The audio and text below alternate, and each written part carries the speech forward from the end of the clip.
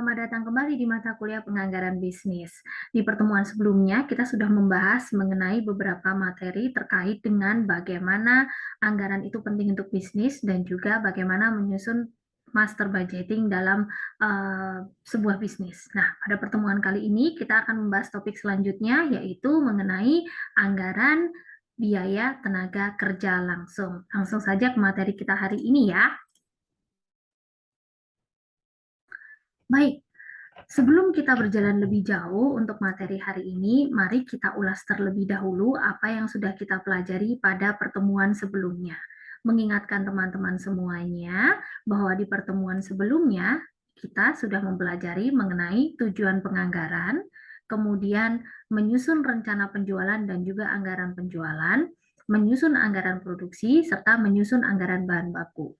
Kita ingat kembali ya, bahwa ketika kita ingin menyusun master budget, maka kita tidak bisa loncat dari satu anggaran ke anggaran lainnya sesuka hati. Kita harus mengikuti urutannya.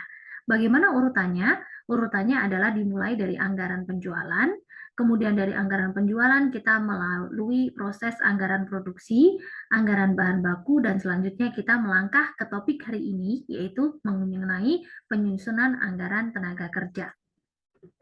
Mari kita ingat terlebih dahulu ketika kita berbicara mengenai tenaga kerja. Mari kita ingat-ingat apa yang teman-teman sudah pernah pelajari pada mata kuliah akuntansi biaya di semester sebelumnya. Kalau teman-teman ingat, maka tenaga kerja itu mengacu pada dua hal, yaitu bisa jadi tenaga kerja langsung dan bisa jadi juga tenaga kerja tidak langsung.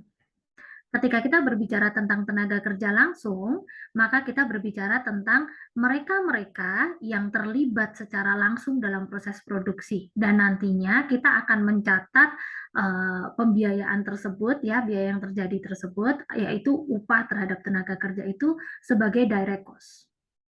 Kemudian tenaga kerja tidak langsung, itu kita masukkan ke dalam kategori indirect cost. Siapa saja yang kita masukkan ke dalam tenaga kerja tidak langsung, yaitu adalah mereka-mereka yang tidak terlibat secara langsung dalam proses produksi. Artinya, proses produksi bisa tetap berjalan meskipun pada hari itu orang yang bersangkutan misalnya tidak masuk begitu. Siapa saja mereka? Misalnya, orang yang bekerja di administrasi, personalia, ataupun satpam. Tapi bukan berarti tanpa ini semua perusahaan bisa berjalan ya. Mereka ada untuk mensupport proses produksi ini, hanya saja mereka tidak langsung bersinggungan, tidak langsung bersentuhan dengan proses produksi yang sedang berjalan. Berbeda dengan tenaga kerja langsung yang dihitung sebagai direct cost, maka tenaga kerja tidak langsung ini nantinya akan masuk ke overhead cost. Nah, sekarang pada hari ini kita akan membahas mengenai anggaran tenaga kerja.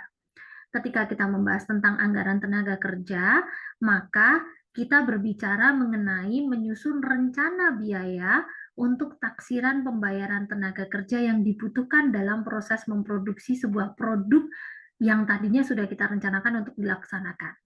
Jadi kalau kita tarik lagi ke belakang di sini ya, sebelumnya kita sudah menyusun anggaran produksi. Nah, di sini setelah menyusun anggaran produksi, ketika kita menyusun anggaran bahan baku, kita merencanakan mengenai berapa besar yang akan kita keluarkan biaya terkait dengan bahan baku yang dibutuhkan untuk proses produksi.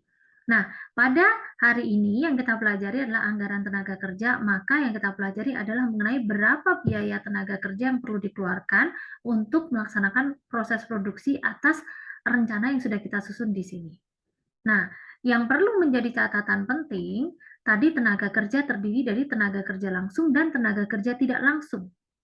Nah, yang masuk dalam apa-apa yang kita perhitungkan di sini, ya, taksiran yang kita masukkan di sini, di anggaran tenaga kerja ini, hanyalah meliputi tenaga kerja langsung saja. Lalu di mana nantinya kita akan menghitung anggaran ataupun biaya yang mungkin terjadi terkait dengan tenaga kerja tidak langsung? Kita akan menghitungnya nanti di anggaran biaya overhead cost, anggaran biaya overhead. Nah, pertanyaannya adalah mengapa menjadi penting untuk menyusun anggaran tenaga kerja?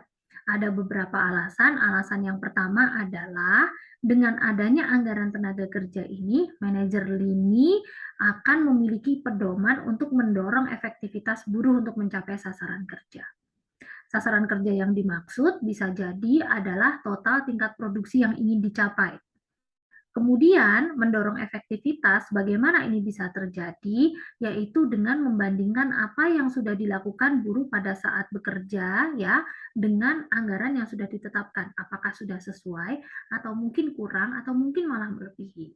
Nah, nantinya teman-teman juga akan melihat bahwa sama seperti di anggaran bahan baku, di sana ada standard usage rate ya. Di sini juga ada standar tenaga jam kerja, yaitu untuk menyelesaikan sebuah produk itu seorang pekerja membutuhkan waktu berapa lama. Nah, itu juga bisa menjadi acuan seberapa efektif pekerja itu menyelesaikan pekerjaannya dan mencapai sasaran kerja.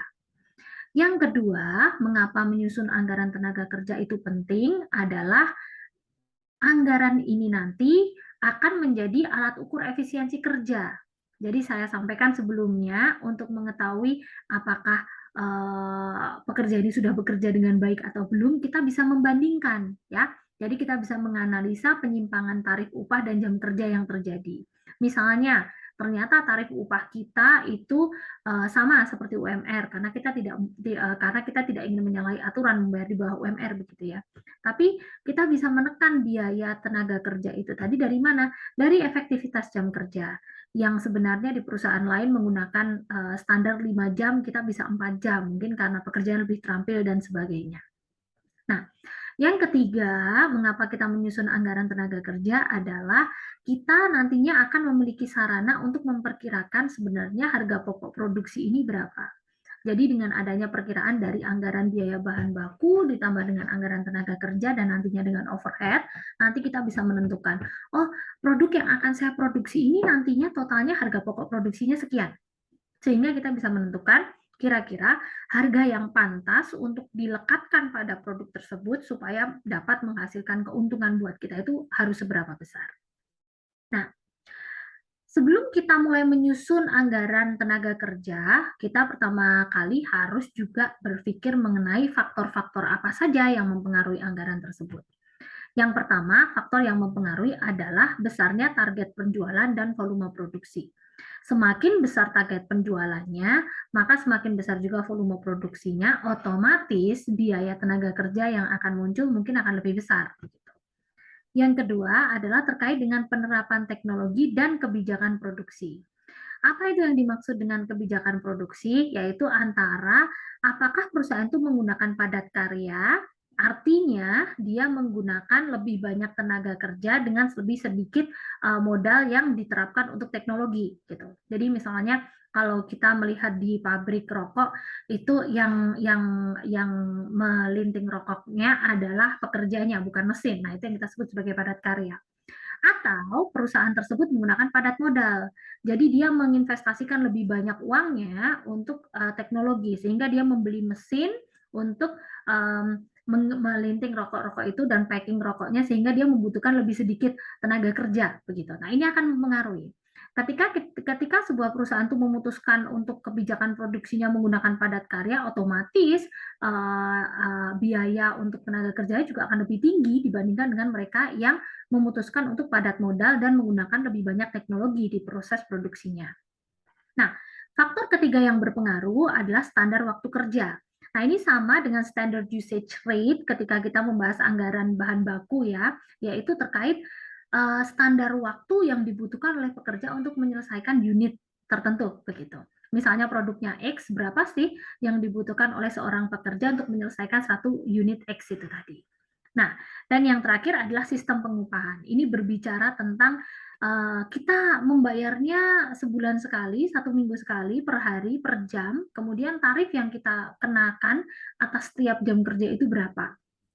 Nah, dengan faktor-faktor ini kita bisa melihat apa saja kira-kira nanti yang mempengaruhi besar kecilnya biaya tenaga kerja yang terjadi. Nah, ketika kita berbicara mengenai menyusun anggaran tenaga kerja, maka kita perlu mempersiapkan beberapa hal terlebih dahulu. Apa yang perlu disiapkan? Yang pertama, kita harus tahu jenis dan kualifikasi tenaga kerja yang dibutuhkan itu seperti apa. Misalnya, apakah kita misalnya perusahaan tekstil ya membutuhkan penjahit yang advance atau intermediate begitu.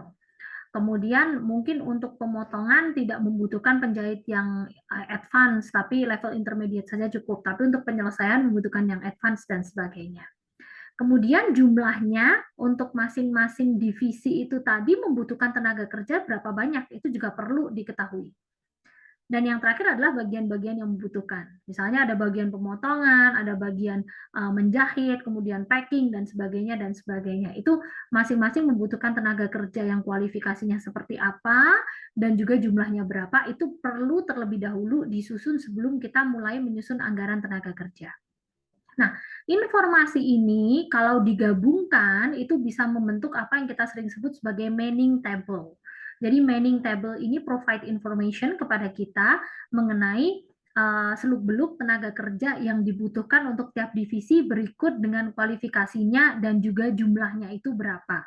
Nah, di dalam Manning Table ini nanti juga bisa kita tuliskan untuk setiap tenaga kerja dan tiap divisi itu standar jam kerjanya seharusnya berapa, kemudian tarifnya juga berapa. Nantinya kita bisa menyusun anggaran tenaga kerja. Nah, kita sudah sampai pada bagian terpenting dari topik ini, yaitu menyusun anggaran tenaga kerjanya itu sendiri. Anggaran tenaga kerja itu terbagi menjadi dua bagian. Yang pertama adalah anggaran jam tenaga kerja langsung, dan yang kedua adalah anggaran biaya tenaga kerja langsung. Nah, kita mulai dulu dari anggaran jam tenaga kerja langsung. Anggaran jam tenaga kerja langsung itu memberikan kita informasi tentang apa saja. Yang pertama adalah jenis produk yang akan diproduksi, ya. Kita bisa menyantumkan ini di sana. Kemudian bagian yang terlibat dalam proses produksi, maksudnya divisi apa saja, begitu. Kemudian standar jam kerja dan waktu produksi yang dibutuhkan. Rumus perhitungannya adalah dengan cara mengalihkan kuantitas produksi itu dengan standar jam kerjanya. Jadi kalau standar jam kerja langsung ini adalah waktu yang dibutuhkan untuk menyelesaikan per unit, sehingga kalau kita ingin mengetahui total jam yang dihabiskan untuk memproduksi semua kebutuhan tadi ya yang akan kita jual nantinya, cara menghitungnya adalah yaitu kuantitas produksi kita kalikan dengan standar jam kerja langsung. Yang kedua adalah anggaran biaya tenaga kerja langsung. Di sini kalau di yang pertama tadi anggaran jam tenaga kerja ini menyajikan total jam tenaga kerja yang diperlukan untuk menyelesaikan produksi yang ditargetkan, maka di bagian yang kedua ini kita akan menyajikan informasi mengenai total biayanya, berapa rupiah yang diperlukan begitu. Jadi dari total jam tadi sekarang kita berbicara mengenai biayanya yang akan dikeluarkan itu berapa. Nah, informasi yang ada di tabel ini nanti apa saja? Nanti akan ada jumlah jam kerjanya, kemudian tarif per jam kerja, dan nantinya juga jumlah biaya tenaga kerja yang perlu dibayarkan. Bagaimana rumus perhitungannya? Rumus perhitungannya adalah total jumlah jam kerja tenaga langsung. Nah, ini kita dapatkan dari ini anggaran jam tenaga kerja langsung ini, ya. Kita kalikan dengan tarif upah, sehingga kita akan menemukan jumlah total biaya tenaga kerja langsung untuk produksi per periode dan juga per periode bulan misalnya, dan juga 1 tahun ataupun per triwulan. Nah, untuk memahami lebih baik lagi, mari kita langsung saja ke contohnya ya. Ada PT ABC di sini. Dia ingin menyusun biaya tenaga kerja langsung untuk tahun 2022 dengan data relevan sebagai berikut ini. Dia sudah memiliki anggaran produksi yang terbagi dalam triwulan ya. Ini adalah penjual produksinya ya.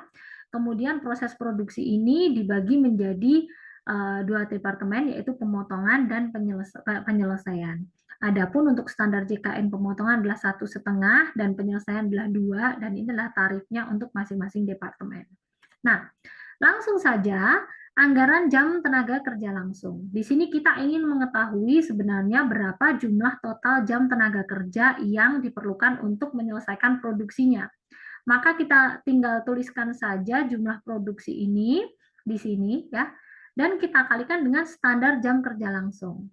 Sehingga kita mendapatkan jumlah jam tenaga kerja langsung untuk departemen pemotongan untuk tiap triwulan ada di sini, dan ini adalah untuk selama 1 tahun ya. Dan kita kalikan jumlah produksi ini dengan 2, yaitu standar jam tenaga kerja langsung ya, untuk departemen penyelesaian. Kita dapatkan angka 1,5 dan 2 ini adalah dari sini. Nah, maka kita temukan besarnya jumlah jam tenaga kerja langsung untuk tiap triwulan di sini, dan inilah untuk 1 tahunnya. Dari sini kita bisa menyusun anggaran anggaran jumlah tenaga kerja langsung. Di mana cara menghitungnya adalah kita mengalihkan jumlah jam kerja langsung dengan tarifnya. Untuk departemen pemotongan, maka yang perlu dilakukan adalah kita ambil data ini, jumlah jam kerja langsung dari sini, dan kita kalikan dengan tarifnya, yaitu 5.000. Maka kita dapatkan jumlah jam untuk jumlah biaya tenaga kerja langsungnya adalah sekian ini. Sama halnya dengan departemen penyelesaian, kita ambil jumlah jam kerja langsungnya dari sini dan kita kalikan dengan tarifnya, yaitu 6.000, dan kita temukan jumlah biaya tenaga kerjanya untuk departemen penyelesaian ada di sini. Maka kalau kita total, seandainya memang hanya ada 2 departemen saja di perusahaan itu, berapa total biaya tenaga kerja langsungnya untuk triwulan 1, kita jumlahkan 250.500.000 ini dengan 415.200.000. Kita temukan 674.700.000 untuk triwulan pertama dan seterusnya, dan juga untuk selama 1 tahun. Dari sini kita bisa menemukan sebenarnya jumlah yang kita perlukan untuk tenaga kerja selama 1 tahun itu kurang lebih berapa.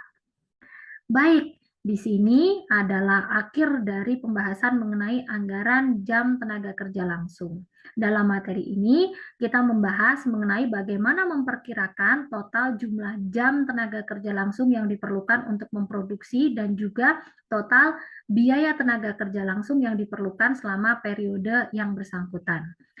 Materi ini sampai di sini, sampai jumpa di video berikutnya untuk membahas materi mengenai penganggaran bisnis. Sampai jumpa.